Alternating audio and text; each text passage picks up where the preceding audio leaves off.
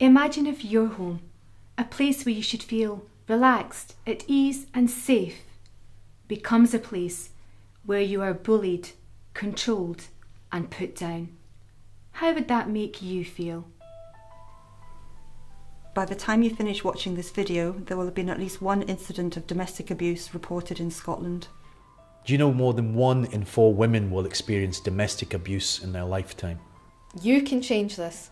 By the end of this week, 2 women will have been killed by a current or ex-partner in the UK. You can change this. Did you know that 1 in 5 young men think that violence against women is acceptable? You can change this. Children hear or witness 90% of domestic abuse incidents.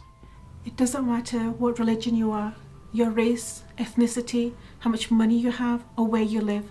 Don't think it won't happen to your mother, your sister, your daughter. It could. You can change this. Changemakers are ordinary people like you and me, organisations and community groups who want to make Scotland a better place to live. A Scotland where there's no domestic abuse, where no one is forced to marry against their will, where religion and culture are not used to justify wrongdoing. I am a change maker because I got myself out of a volatile, abusive situation. I wanted to make a change for myself and for my daughter. I didn't want her to grow up watching me crying, bleeding, broken bones, going in and out of hospital. I didn't want him touching her or harming her at all. I wanted a better life for myself and for my daughter. That's why I had to get us out of that situation. I had to protect my baby. Became a change maker because I think the leading cause of injury to women in our community isn't rape, it isn't mugging, it isn't car accidents, it's actually domestic violence. I'm a change maker because my faith empowers me as a Muslim woman to stand up and speak out against injustice and against wrong. I became a change maker because this is something I totally believe in. We need to support the campaign which says that violence against women is completely wrong and it's not allowed in our society. I'm a change maker because I'm fed up listening to men, irrespective of their religion and colour and culture, when they try to justify violence against women. I chose to be a change maker because I'm a Muslim woman and I know Islam is against all forms of abuse. Abuse, of course, doesn't simply manifest itself in the relationship between man and wife. It can sometimes come from extended family members, and as a change maker, I want to bring this to the forefront. People need to understand that abuse can come from all angles. Well, I choose to be a change maker because my father inspired me. My father's a change maker and he has 5 daughters, and I've seen my father never treat them any different, in my opinion, from his sons. The reason why I chose to become a change maker is because I'm actually getting married in June. I don't understand why people would want to be violent against their partner. I mean, they took an oath. I chose to become a change maker because I'm passionate about international development, and I sincerely believe that the only way of achieving sustainable development right around the world is we put women at the heart of that strategy. I'm a change maker because we've learned from Islam how to treat women's rights with due respect. There is a conspiracy of silence that exists within our communities, and of course there are those men within our community who pervert and who distort verses of the Quran in order to justify violence. The important part of being a change maker is that you're contributing to making this world a better place. I decided to become a change maker because I felt that this is one of the most pressing and challenging issues faced not only by society at large but particularly by the Muslim community in and around Glasgow and Scotland. We just can't ignore it anymore.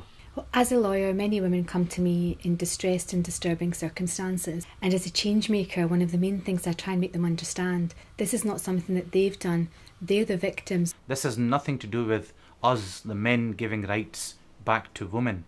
These are laid down in Quran by God Almighty to respect, to treat women equal with justice.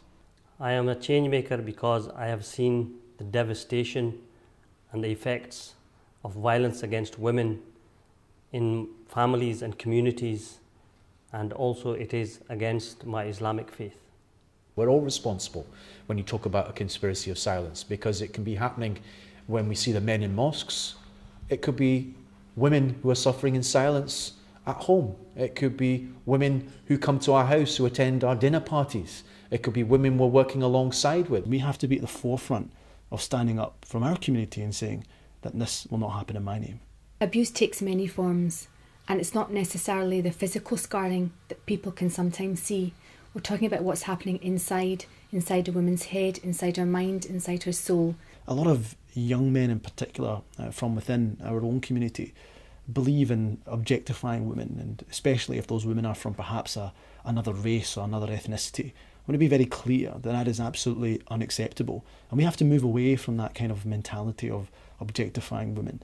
As a person that plays football, a lot of the time you might hear jokes, for example, in the changing room or in all society about women perhaps. I believe these things to be derogatory, and I want to stand up to these things. Campaigning and things such as this give me a position to say to others that this is wrong, it shouldn't be tolerated in any way. I have daughters of my own. I wouldn't want this to happen to them or anybody else's daughters. The psychological scars sometimes never go away, so we need change. How do we do that? Is to be vocal about that problem and make sure you're standing up for injustice against women right here in Glasgow and right across Scotland, and in fact right across the world. Parents should raise their sons to treat women with respect. I want my son to grow up with the right values, respect for all the women in his life, including his future wife. Our children in the wider community around us, they mimic what we do, they take on board what we do. It's incumbent on us to change. If we don't change and if we don't try to resolve the issue now, then the problem is going to be much greater for the next generation. Our communities, our homes, should become safe places for women to be able to come to. Women who are survivors, women who are victims, so that they can come to those places without being judged. We need to change this attitude where we blame the victim for what has happened to them. It doesn't matter what she was wearing or what she does for a living. No woman deserves it, no woman is asking for it. There is no justification for violence. We need to break this culture of silence and denial which allows violence against women to thrive. What honour is there in killing women and girls? I'm renaming it murder. If your daughter or son come to you to say that you don't wish to marry the person you suggested, would you listen to them? Because I would. And that's the change we need to make. The more you know, the more you can do to stop violence against women. Let's make a point of finding out more. That's what I'm doing. We need everybody to come with us on this journey to ensure that nobody ever has to suffer at the hands of anyone else in an abusive relationship, whether it be psychological or physical, because the effects are the same and they're devastating. You can be part of this change by joining our campaign. Let's make a promise to oppose violence against women.